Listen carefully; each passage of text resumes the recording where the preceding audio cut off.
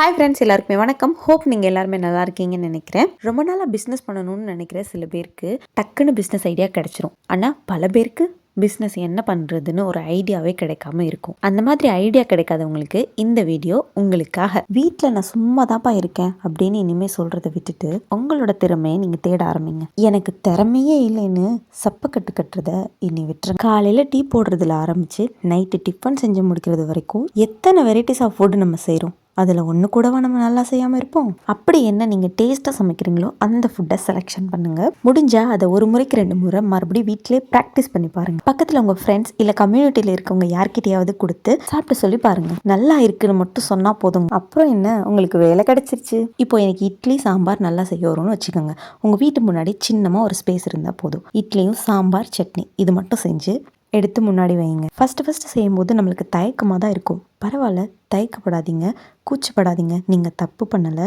நீங்கள் பொய் சொல்லலை, நீங்கள் திருடலை, யாரையுமே ஏமாத்தலை. விற்கலைன்னா பரவாயில்லைங்க, அது நம்ம வீட்டுக்கு யூஸ் ஆகிட்டு போகுது. ஆனால் மறுநாள் மனம் மட்டும் தளர்ந்துடாதீங்க.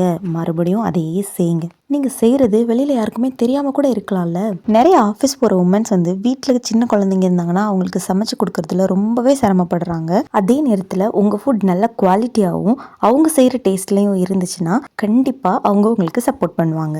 எக்ஸாம்பிளுக்கு நீங்கள் என்னையே எடுத்துக்கலாம். நான் வீட்டில் இருக்கேன், என்னோட பாப்பா 2 வயசில் இருக்கா. எனக்கு பிரியாணி செய்கிறது ரொம்ப பிடிக்கும். நான் அந்த பிஸ்னஸ் தான் பண்ணிகிட்ருக்கேன். நல்ல வரவேற்பு இருக்குது. அடுத்து உங்களுக்கு என்ன பிஸ்னஸ் ஐடியா வேணும்னு கீழே கமெண்ட் பண்ணுங்கள். தேங்க்யூ ஃபார் வாட்சிங்.